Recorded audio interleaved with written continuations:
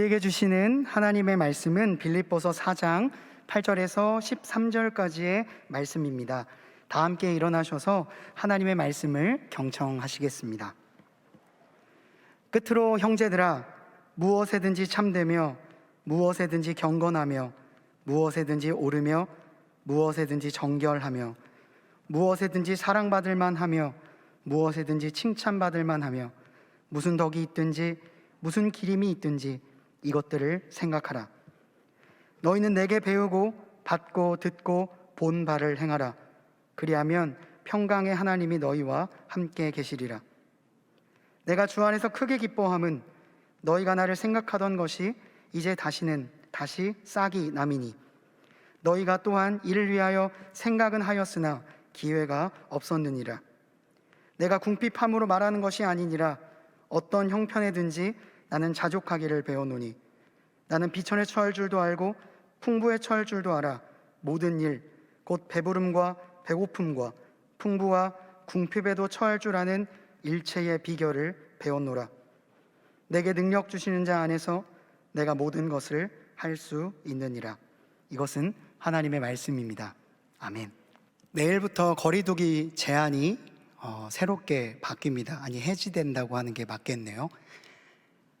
참 감회가 새롭습니다. 물론 완전히 바뀐 것은 아니지만 그래도 2년 전에 이맘때와는 완전히 다른 새로운 생활 패턴이 우리에게 주어지게 될 것입니다. 말씀을 시작하기에 앞서서 청년 액티브리지 공동체 모든 분들에게 감사하다는 말씀을 드리고 싶습니다. 아울러 함께 예배드리는 모든 동역자분들에게도 동일하게 감사의 말씀을 드리고 싶습니다. 잘 견뎌내 주셔서 감사합니다. 끝까지 함께 해주셔서 감사하고 또한 정말 잘 버텨주셔서 감사합니다.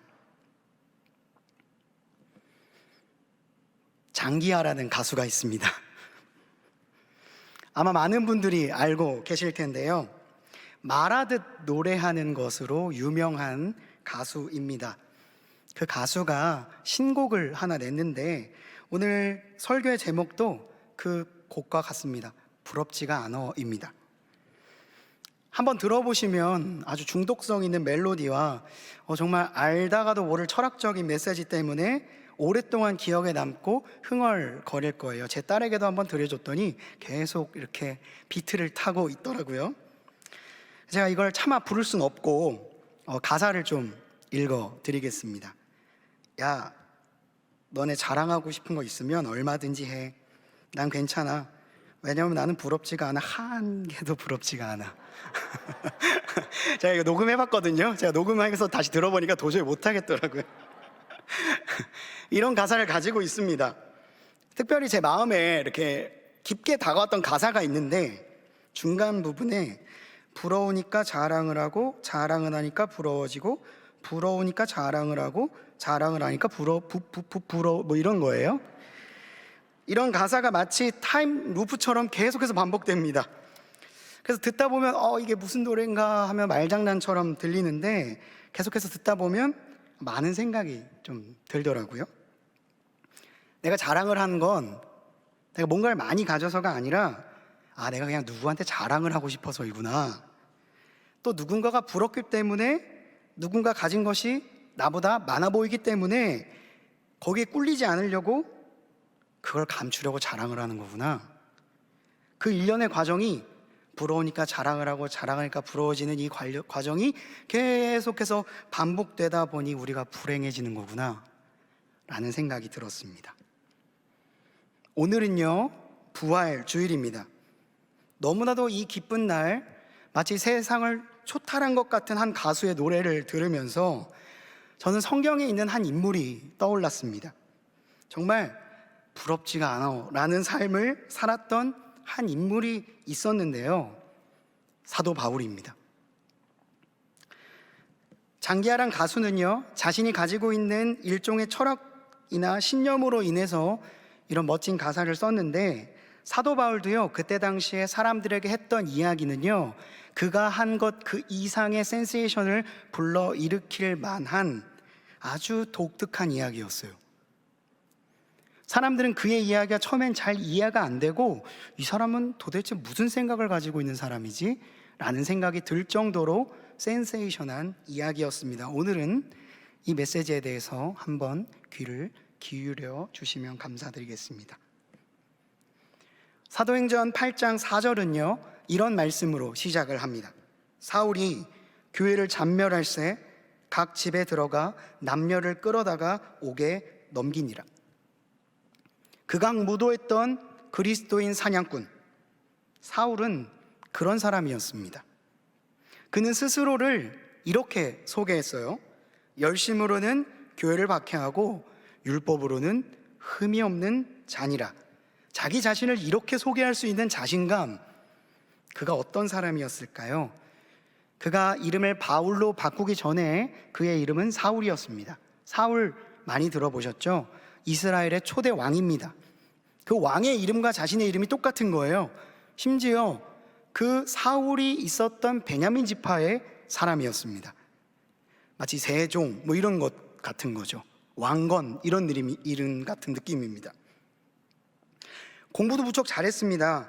당대 최고의 율법 기관이자 엘리트 코스를 밟아야 하는 사람들이 지나간다는 가말리엘 문화에서 공부를 했습니다. 개인적인 능력도 좋았어요. 율법을 정확히 이해하고 있는 두뇌가 있었고 이것을 실천하기 위해서는 열심을 내는 것은 둘째가라면 서러워할 정도의 열정을 가지고 있었습니다. 근데 이 똑똑한 두뇌와 정말 불타는 열정을 하나님을 위해 사용하는 것이 아니라 하나님을 믿는 그리스도인들을 박해하는 데 사용했다는 게 문제였어요. 자신이 갖고 있는 아주 좋은 재능들을 사람을 죽이는 데 사용했던 겁니다. 그랬던 그가 어느 날 그리스도인들을 죽이려고 다마스커스라고 하는 곳으로 가던 중에 부활하신 예수님을 만나게 됩니다. 성경은 이렇게 말합니다. 사울이 길을 가다가 다메섹에 가까이 이르더니 호련히 하늘로부터 빛이 그를 둘러 비추는지라. 갑자기 화려한 빛이 쫙 자신을 받자 말에서 떨어져서 넘어지게 됩니다. 그의 눈에 마치 비닐이 쓰인 것 같은 현상이 발생하게 된 거죠. 당황하고 있는 사울에게 예수님의 말씀이 들려옵니다. 사울아 사울아 내가 어찌하여 나를 박해하느냐 하시거늘 대답하되 주여 누구시니까 이르시되 나는 네가 박해하는 예수라. 부활하신 예수님을 만난 겁니다. 훗날 그는 그때의 일을 이렇게 회상합니다. 그리스도께서 우리 죄를 위하여 죽으시고 장사 지낸 바 되셨다가 성경대로 사흘 만에 다시 살아나사 그 후에 야고보에게 보이셨으며 그 후에 모든 사도에게와 맨 나중에 만삭되지 못하여 난 자 같은 내게도 보이셨느니라. 나는 사도 중에 가장 작은 자니라. 나는 하나님의 교회를 박해하였으므로 사도라 칭함받기를 감당하지 못할 자니라. 예수님과의 만남은 그의 인생에 지대한 영향을 끼쳤고 이 만남으로 인하여서 그의 인생은 완전히 바뀌게 되었습니다.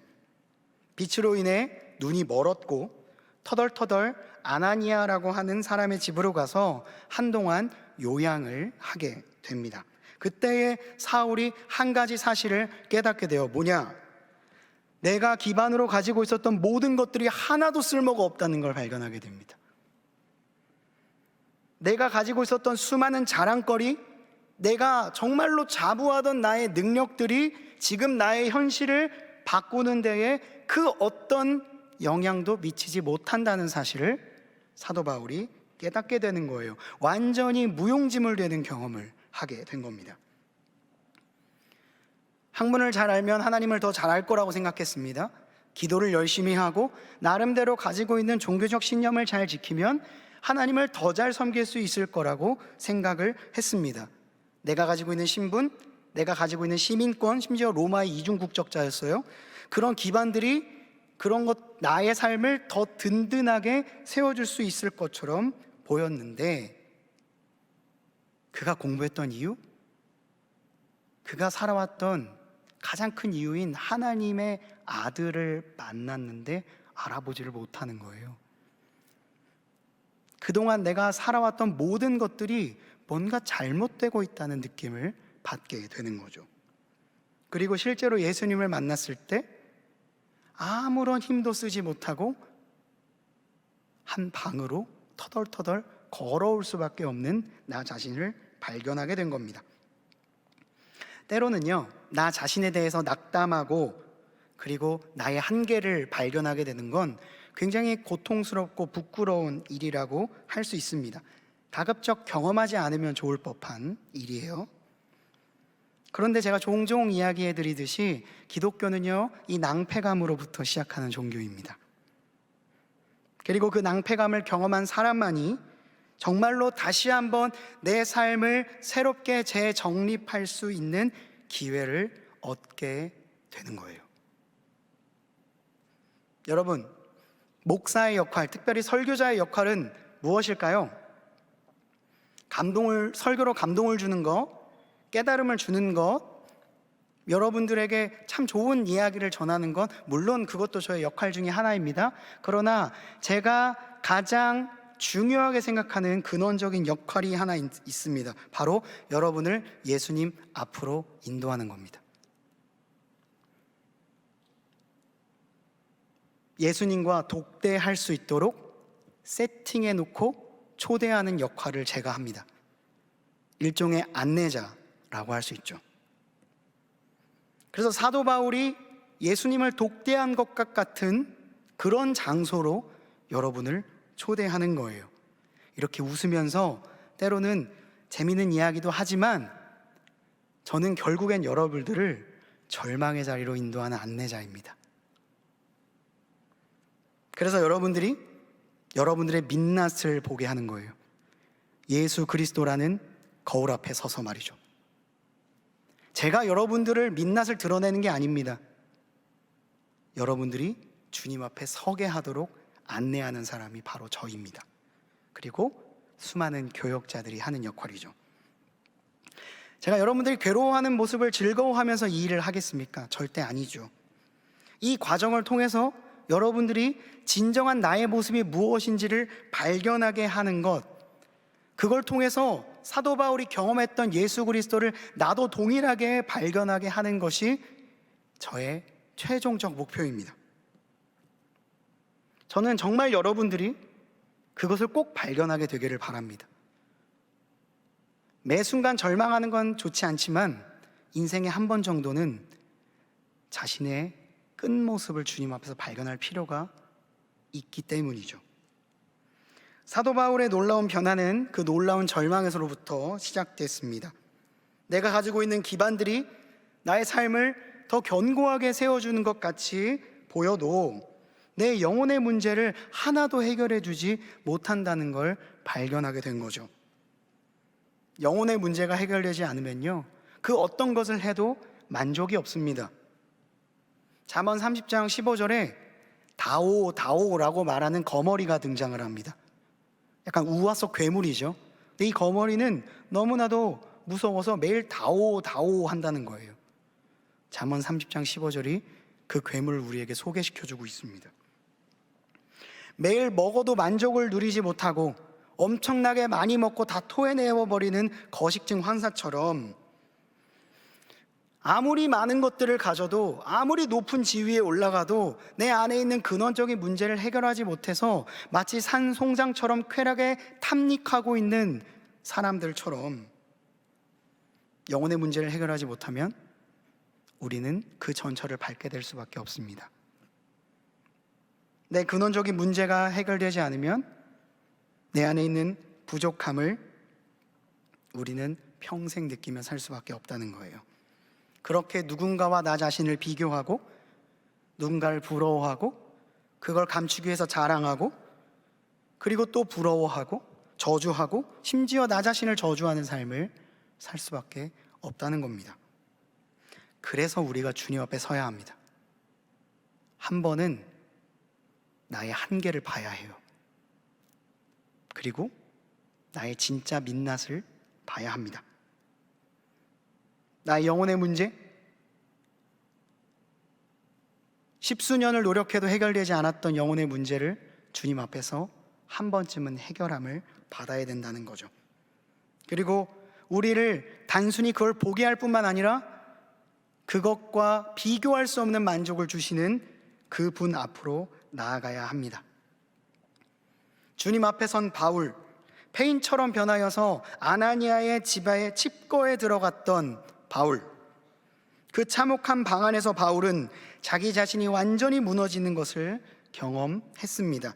이것이 사도 바울에게 은혜의 때가 되었다는 것을 그 당시에는 그 스스로도 인지하지 못했어요. 그러나 분명한 건 그가 뭔가 바뀌고 있다는 것이었습니다. 그때 그가 깨닫게 된 것은 바로 이것이었습니다. 아, 나를 정말로 견고하게 세워줄 수 있는 분이 바로 예수 그리스도구나.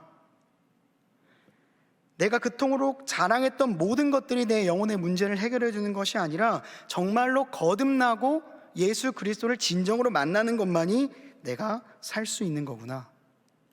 내 영혼의 문제를 해결할 수 있는 분이 예수 그리스도이구나. 그 예수 그리스도께서 고난의 길을 걸어가셨던 것은 우리가 그거를 따라가지 않게 하기 위함이었고, 그가 부활하신 것은 그 부활이 나를 위한 것임을 알려주기 위함이었구나. 사도 바울은 그곳에서 깨닫게 됩니다. 그리고 이제 바울은 예수 그리스도를 전하는 복음의 사자가 되어 평생을 예수님을 전하는 사람으로 살기로 다짐합니다. 당연히 처음에 사람들은 그의 말을 믿지 않았습니다. 그가 자신들의 동족을 죽였던 사람인데 어찌 용서할 수 있겠습니까? 꽤 긴 시간 동안 그는 사람들의 멸시와 천대를 받으면서 사역을 했어요. 그러나 지속적인 가르침 그리고 살아내는 삶으로 인해 사람들을 점점 설득해 갔습니다. 그가 했던 주장은 다른 것이 아니었어요. 바로 예수 그리스도를 아는 지식이 가장 고상하다. 예수 그리스도를 아는 지식이 가장 고상한 지식이다 라는 거였어요. 이에 비하면 다른 것들은 아주 초보적이고 아니 아무것도 아니라고도 할 수 있다 라고까지 이야기를 했습니다. 그는 자기 자신을 이렇게 소개했습니다. 나는 8일 만에 할례를 받고 이스라엘 족속이요 베냐민 지파요 히브리인 중에 히브리인이요 율법으로는 바리새인이요 열심으로는 교회를 박해하고 율법의 의로는 흠이 없는 자라. 이렇게 자기 자신을 자랑하면서 자신의 지금까지의 이야기들을 나열합니다. 그리고 그 다음에 진짜 중요한 이야기를 하죠. 그러나 무엇이든지 내게 유익하던 것을 내가 그리스도를 위하여 다 해로 여길 뿐더러 또한 모든 것을 해로 여김은 내 주 그리스도 예수를 아는 지식이 가장 고상하기 때문이다. 예수 그리스도를 알므로써 나는 진정으로 자유하게 되며 진정으로 든든하게 서게 되는 놀라운 평강을 누리게 된다는 이야기를 했던 것입니다. 여러분, 부활하신 예수님께서 제자들에게 나타나셔서 가장 먼저 하셨던 이야기가 혹시 무엇인지 아십니까? 이날 곧 안식 후 첫날 저녁 때에 제자들이 유대인들을 두려워하여 모인 곳의 문들을 다 닫았더니 예수께서 그들 가운데 오사 서서 이르시되 너희에게 평강이 있을지어다. 예수님께서 하셨던 첫 번째 말은 너희에게 평강이 있을지어다. 바로 이어서 한 번 더 합니다.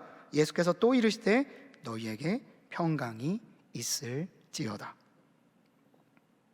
두려워서 숨어있던 예수님의 제자들에게 가장 먼저 하셨던 부활하신 예수님의 말은 평안하라, 평강하라 같은 의미를 가진 말이었습니다. 이것은 단순히 안부 인사가 아니었어요.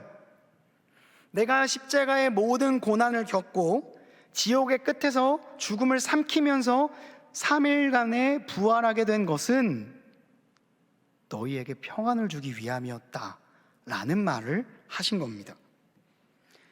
죽으시고 부활하신 가장 큰 목적은 우리 모두가 그 평안 안에 거하기를 원하시기 때문이라는 거였어요.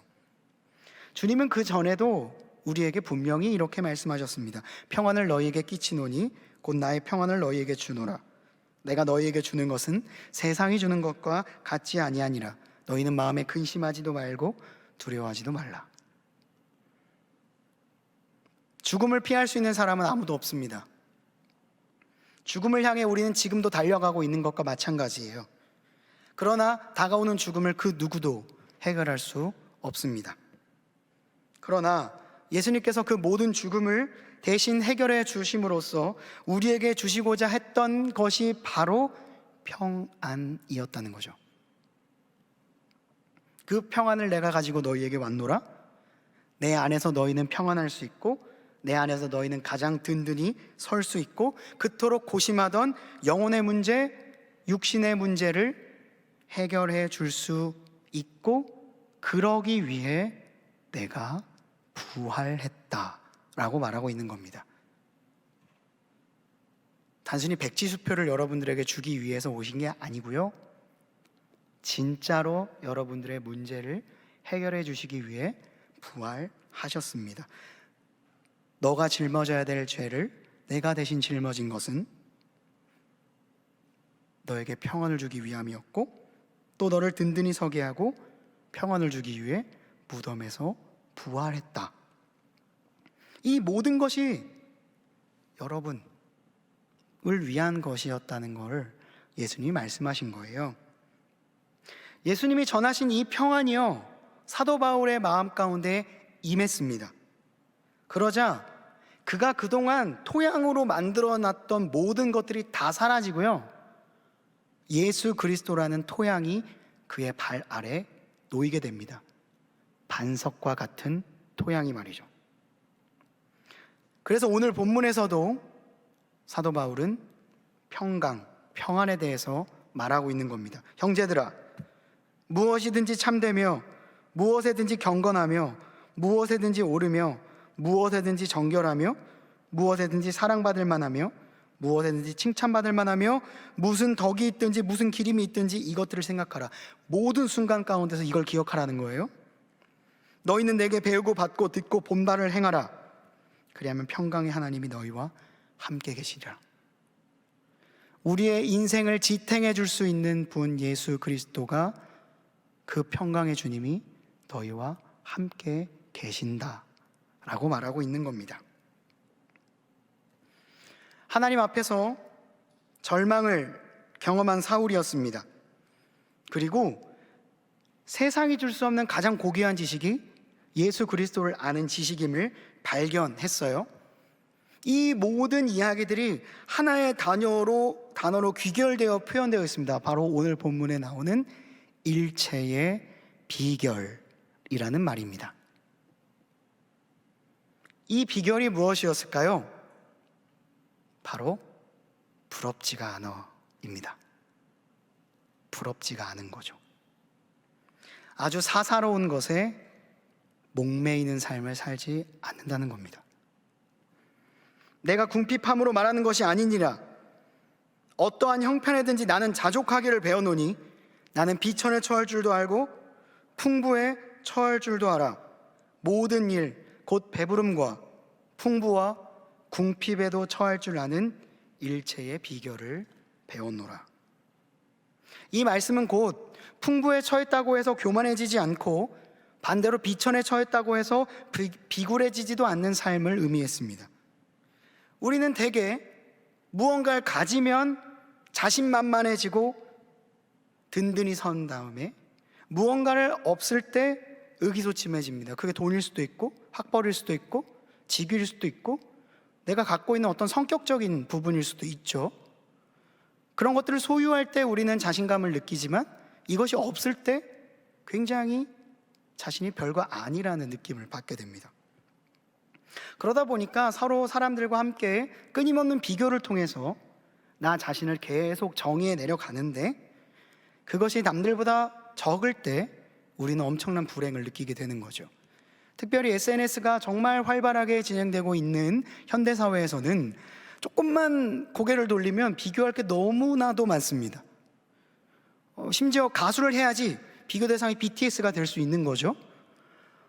너무 잘하는 사람이 많고 너무나도 많은 사람들이 나보다 뛰어나 보입니다. 그래서 SNS를 한번 하잖아요. 그러면은 기쁜 것보다 사실 조금 허무한 게 더 많습니다. 그리고 나의 삶이 별것 아닌 것처럼 느껴질 때가 사실 빈도적으로 훨씬 더 많을 거예요. 다른 사람이 어떤 좋은 것을 가지면요, 나도 그것을 가져야 되기 때문에 그 사람을 부러워하면서 내가 가진 게 정말 없는데도 어떻게든 자랑을 하면서 일종의 우월감을 조금씩을 느끼면서 양분처럼 먹고 사는 것이 사실 어느 한 사람의 이야기가 아니라 모든 미디어의 홍수 가운데 있는 우리의 모습이라고 할 수 있습니다. 저도 좋아요 많이 눌리면 좋거든요. 뭐 눌러달라는 이야기를 이렇게 돌려 하는 겁니다. 그렇게 사람과 관계를 맺기 시작하면, 근데 그렇게 관계를 맺기 시작하잖아요. 그러면요, 우리는 서로를 좋아하면서도 증오하게 됩니다. 그리고 쉼없이 싸우게 될 거예요. 평행선을 조금도 좁히지 못한 채 매일을 살게 되는 거죠. 평안을 경험하지 못하는 삶입니다. 아주 소량의 우월감을 얻기 위해서 아주 많은 시간을 분노와 열등감을 덧칠하면서 사는 삶인 거죠. 이게 계속 반복되잖아요. 그러면 우리의 정신이 피폐해지고 메말라지게 되는 겁니다. 지옥이 따로 있는 게 아니고요, 이런 곳이 지옥입니다. 우리에게 정말 필요한 것은 진짜 흔들리지 않는 기반입니다. 그 기반을 평강의 왕, 부활하신 예수 그리스도께서 세워 주시겠다는 거예요. 사도 바울이 그걸 발견했던 거고요.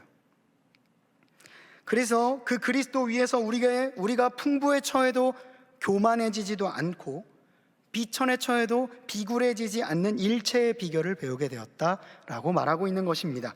이 말씀을 우리의 현실에 적용해 보면 어떻게 될까요? 제가 과도한 비약을 할 수도 있겠습니다만 대통령, 재벌, 셀럽 앞에서도 주눅들지 않는 삶입니다. 반대로 내가 마음대로 좌지우지할 수 있는 사람, 내가 돈을 주고 고용한 사람, 아니면 돈을 주고 물건을 살 수 있는 점원, 그런 사람들 앞에서 으스대거나 교만하지 않거나 악랄한 사람이 되지 않기로 결단하는 거예요.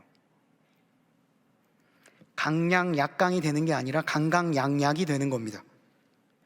정말로 으스대고 센 척하는 수많은 사람들 앞에서 내가 가진 게 별로 없고, 그리고 좀 그에 비해서는 모자라 보여도 결코 부러워하거나 흔들리지 않는 겁니다. 과도하게 제스처를 표해서 그 사람 옆에 있으려고 애쓰지 않아도 된다는 거예요. 반대로 정말로 나의 도움이 없이는 삶에 치명적인 손상을 입는 사람들이 있을 겁니다. 여러분들이 나이를 점점 더 들게 되면 그런 분들이 더 많아지게 될 거예요. 여러분들의 한 결단으로 인해서, 이 선택으로 해서 누군가가 피눈물을 흘리게 되는 일들이 반드시 발생하게 되는데, 그 사람들을 어떻게든 생각하는 삶을 사는 거예요. 그리고 어떤 사람이 갖고 있는 간절함과 내가 그것을 선택할 수 있는 목줄을 쥐고 있을 때 질질 끌고 가지 않는 겁니다. 간절함을 이용하지 않는 거죠. 이것은 비단 사람에게만 적용될 수 있는 것이 아닙니다. 동물에게도 적용될 수 있고요, 식물에게도 적용될 수 있고요, 생물에게도 적용될 수 있습니다. 생태계 전체에도 적용될 수 있는 적용입니다. 우리는 지금 자신이 가지고 있는 힘, 총과 칼, 어떤 알량한 자존심으로 인해 아무런 힘도 쓰지 못하는 사람들을 공격하고 있는 일들을 너무나도 생생하게 보고 있습니다. 이것은 아주 비겁한 행동입니다. 러시아의 우크라이나 침공을 통해서 우리는 그 장면을 생생하게 보고 있습니다. 무지와 교만이 알량한 자존심이 생각지도 못하는 참담한 결과를 만들어내고 있다는 걸 우리는 반드시 기억해야 됩니다. 우리가 기도해야 되는 것은 그 땅의 사람들을 위해서도 기도해야 되지만 혹여나 우리가 그 일을 하는 사람이 되지 않을 수 있도록 기도해야 합니다. 주님, 부활하신 그리스도께서 나의 주인이 되시고 그분으로부터 참된 만족이 나온다고 여긴다면 그 기반 안에 있는 사람은 그런 선택은 절대 하지 않을 거예요. 매 순간 끌어당기고 있는 악의 인력을 복음이 가진 청력으로 밀어내는 삶을 살 수 있는 겁니다. 그런 힘이 어디서 나오느냐? 이런 강한 어조로 말하고 있는 저에게서 나오느냐? 아니죠. 부활의 근거 되신 예수 그리스도로부터 나옵니다. 부활하신 예수 그리스도를 나의 삶의 기반으로 세우는 사람에게서 나올 수 있는 기지입니다. 부럽지가 않다. 이 말은요, 자기 합리화로부터 나오는 말이 아닙니다. 이것은 정말로 그 어떤 것을 내 앞에 갖다 놓아도 부럽지 않는 소중한 것을 가진 사람만이 할 수 있는 말이에요. 무언가를 엄청 많이 소유해서 부럽지 않은 게 아니라 이 모든 걸 다 버려도요, 붙잡을 만한 가치가 있는 소중한 것이 있음을 아는 사람이 말할 수 있는 말, 부럽지 않다라는 말입니다. 그래서 바울은 이렇게 선포합니다. 그러나 내게는 우리 주 예수 그리스도의 십자가 외에 결코 자랑할 것이 없으니. 이것이 일체의 비결을 깨닫게 된 사도 바울이 했던 고백이었습니다. 주님이 나의 자랑이기 때문에 그 어떤 부산물도 나에게 영향을 미치지 못하는 그 세계 가운데서 살고 있기 때문에 가장 나다운 게 무엇인지를 잘 알고 나 자신에 대해서 솔직할 수 있는 세계, 수많은 거칠애가 없어도 하나님 아버지 앞에서 가장 자유로울 수 있는 그 세계, 그 세계 가운데서 사도 바울이 마치 이렇게 노래하고 있는 거예요. 야, 너네 자랑하고 싶은 거 있으면 얼마든지 해. 난 괜찮아. 왜냐면 나는 부러운 게 없거든. 한 개도 부럽지 않아. 왜냐? 부활하신 그리스도 그 반석 위에 내가 서 있으니까. 이 말을 하고 있는 겁니다. C.S. 루이스는 순전한 기독교의 거의 끝부분에서 기독교인의 최고의 덕목은 겸손이라고 말했습니다. 그리고 겸손한 사람이 무엇인지, 누구인지를 우리에게 이렇게 설명해 줬어요. 참 제가 너무나도 좋아하는 정의입니다. 겸손한 사람은 여러분이 그에게 무슨 말을 하든지 진지한 관심을 가지고 들어주는 쾌활하고 지적인 사람이다. 그는 자신의 겸손을 의식하지 않을 것이다. 아니, 아예 자기 자신을 전혀 의식하지 않을 것이다. 여러분, 겸손한 사람은 어떤 사람일까요? 내 앞에 정말 말도 안 되는 이야기를 하고 있는 사람들 앞에서도요, 그의 이야기를 경청해 주는 사람입니다. 그가 여유로워서요? 아니요. 그 사람을 존중하기 때문이죠. 진지하게 들어주고 쾌활하게 반응해주며 그에게 필요한 이야기를 해줄 수 있는 지적인 사람, 그런 사람이 겸손한 사람이라고 루이스가 정의 내리고 있습니다. 저는 이것이 일체의 비결을 아는 사람, 전혀 부러울 것이 없는 사람이라고 생각을 합니다. 오늘 본문에서 했던 사도 바울의 마지막 고백은요, 내게 능력 주시는 자 안에서 내가 모든 것을 할 수 있느니라 라는 것이었습니다. 우리가 모든 것을 할 수 있다는 게 중요한 걸까요? 아니요.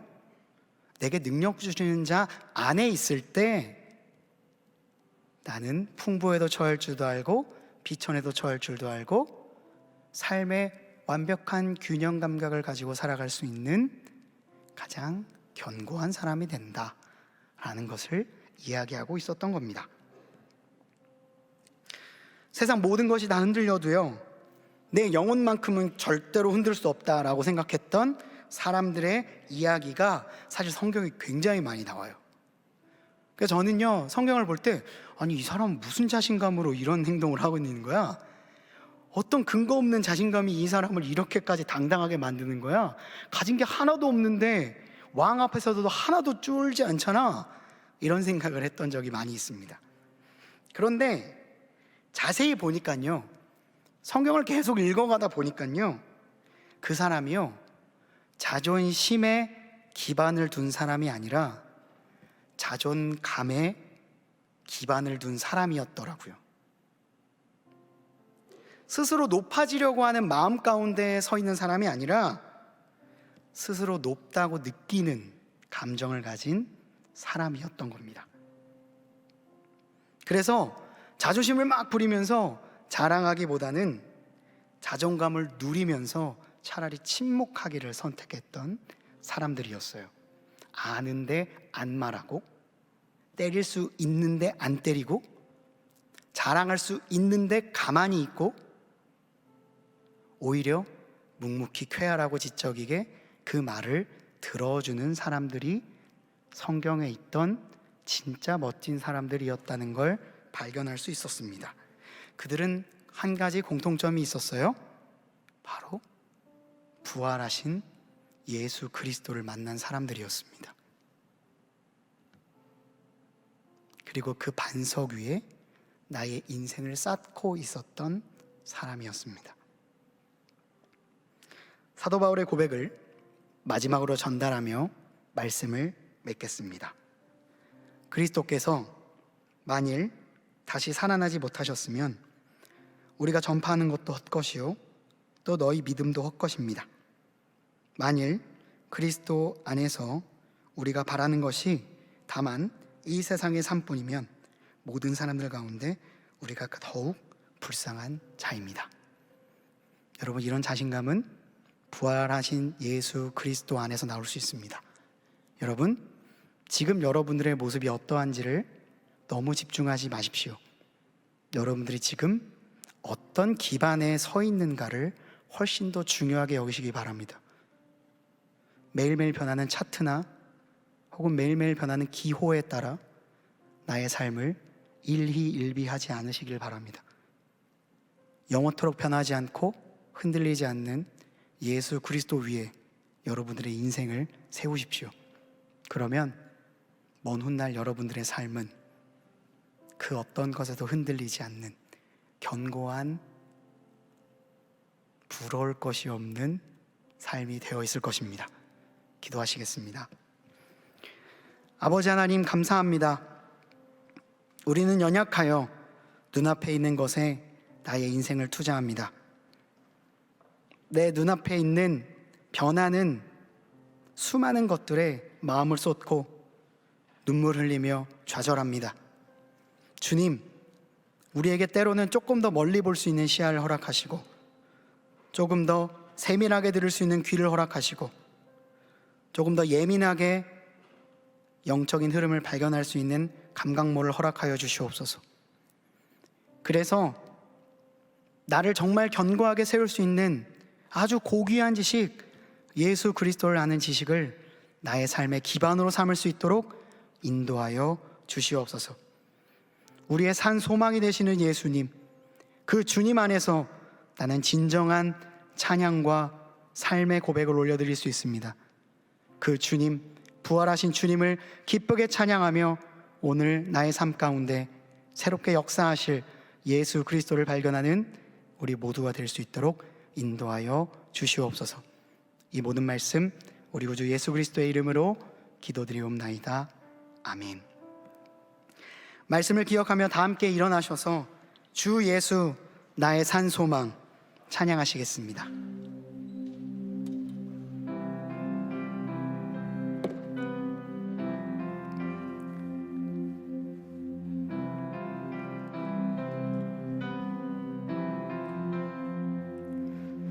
깊은 절망의 수렁 가운데 주님께 닿을 수 없던 우리, 어두운 밤중에 하늘을 향해 주의 이름 나 부를 때 어둠을 뚫고 오신 주 살아 나의 절망 거두셨네.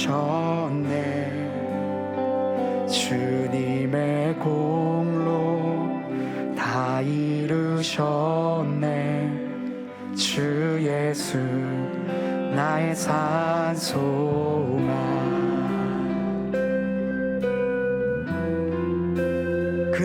그 누가 주의 자비를 알아 한없는 은혜 증량할까. 영광을 떠나 이 땅에 오신 죄가 되신 구주 예수. 주의 십자가 내게 말해내 영원히 나 용납됐네. 아름다운 왕 나는 주의 것 그리스도 나의 산소망. 할렐루야 할렐루야 주를 찬양하여라.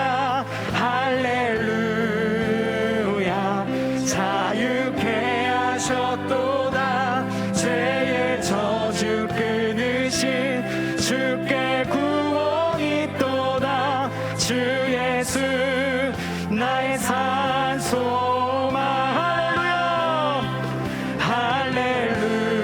할렐루야 주를 찬양하여라.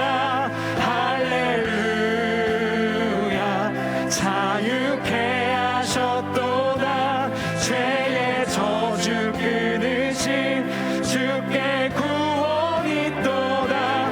주 예수 나의 산소망.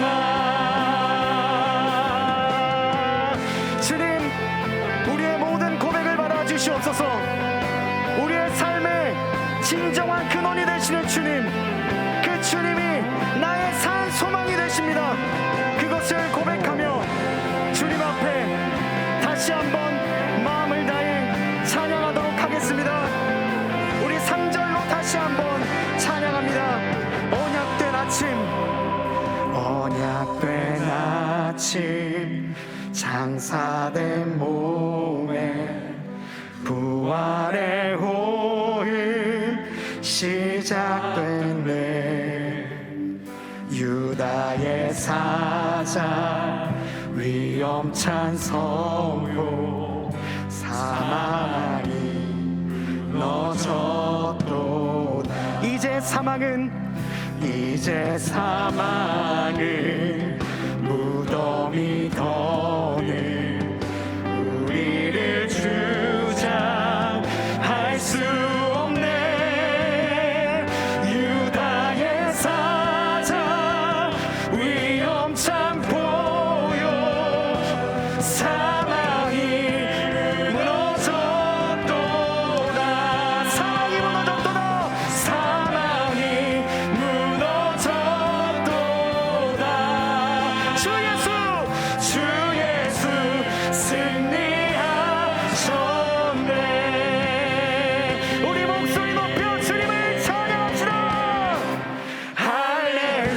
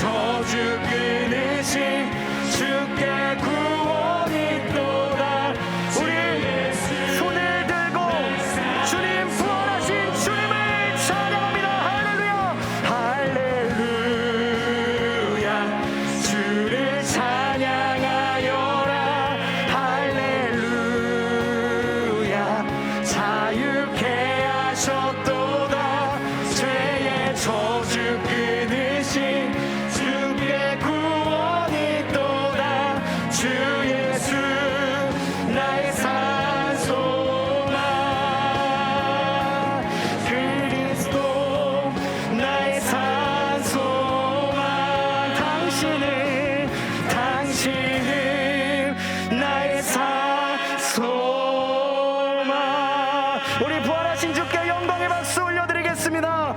우리를 위해 부활하신 주님, 나의 삶 가운데 온전한 기반을 세우시는 주님, 그 주님을 찬양합니다. 우리의 삶을 굳게 세워 주시옵소서. 아버지 하나님, 감사합니다. 우리의 삶이 때로는 초라해 보여도 우리는 질그릇 안에 보배를 담은 존재들입니다. 그 보배가 너무나도 중요하고 소중하기에 우리의 질그릇됨은 보이지 않음을 고백합니다. 내 안에 계신 예수 그리스도, 부활하신 예수 그리스도를 찬양하는 매 주일이 되게 하여 주옵시고, 그 부활하신 주님을 나의 삶의 기반으로 세우고 나의 산소망이 되시는 예수 그리스도를 매 순간 발견할 수 있는 우리 모두가 될 수 있도록 역사하여 주시옵소서. 이 모든 간구 우리 구주 예수 그리스도의 이름으로 기도드리옵나이다. 아멘. 4월 이달의 말씀을 함께 선포하시겠습니다. 이같이 너희 빛이 사람 앞에 비치게 하여 그들로 너희 착한 행실을 보고 하늘에 계신 너희 아버지께 영광을 돌리게 하라. 아멘. 이제는 우리 구주 예수 그리스도의 은혜와 하나님의 사랑하심과 성령님의 교통하심이, 우리를 위해 부활하신 예수 그리스도, 우리의 자랑이자 존립의 근거가 되시는 부활하신 예수님을 나의 삶의 반석으로 삼기를 원하는, 그 위에서 세상이 줄 수 없는 평안을 누리고 자존감을 회복할 것을 다짐하는 이곳에 모인 모든 주님의 자녀들 머리 위에, 이들의 학업과 일터, 가정과 만나는 모든 사람들 위해 이제로부터 영원토록 함께 하시기를 간절히 축원하옵나이다. 아멘.